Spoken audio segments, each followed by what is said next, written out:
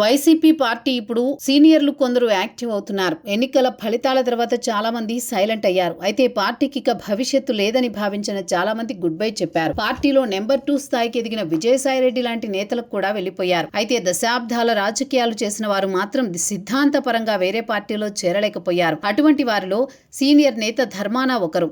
ఎన్నికల ఫలితాల అనంతరం వైఎస్ఆర్ కాంగ్రెస్ పార్టీలో ఉండాలా, వేరే పార్టీలో చేరాలా అని గట్టిగానే ఆలోచన చేశారు ధర్మాన. కుమారుడి రాజకీయ భవిష్యత్తు కోసం ఆయన టీడీపీలో చేరతారని పెద్ద ఎత్తున ప్రచారం సాగింది. కానీ అటువంటిదేమీ లేకుండా పోయింది. ఇప్పుడు అనూహ్యంగా వైసీపీలో కొనసాగుతూ ఆయన సంకేతాలు ఇచ్చారు. దీంతో పార్టీ శ్రేణుల్లో జోష్ కలుగుతోంది. ఉమ్మడి రాష్ట్రంలో senior most leader Dharmana YS Rajasekhara రెడ్డికి సన్నిహిత నేత.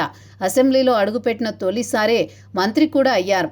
1989 ఎన్నికల్లో నర్సన్నపేట అసెంబ్లీ స్థానం నుంచి పోటీ చేసి ఎమ్మెల్యేగా గెలిచారు. 1994లో సైతం విజయం సాధించారు. తర్వాత 2004లో శ్రీకాకుళం అసెంబ్లీ స్థానానికి షిఫ్ట్ అయ్యారు. ఎమ్మెల్యేగా గెలిచి వైఎస్ రాజశేఖర రెడ్డి కేబినెట్లో రెవెన్యూ శాఖ మంత్రిగా బాధ్యతలు స్వీకరించారు. 2009లో సైతం గెలిచి మంత్రిగా బాధ్యతలు తీసుకున్నారు.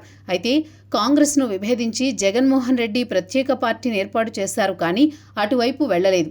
రెండోసారి వైసీపీ అభ్యర్థిగా పోటీ చేసి గెలిచారు. మంత్రి పదవి ఇవ్వకపోవడంతో కొద్ది రోజుల పాటు సైలెంట్గా ఉన్నారు.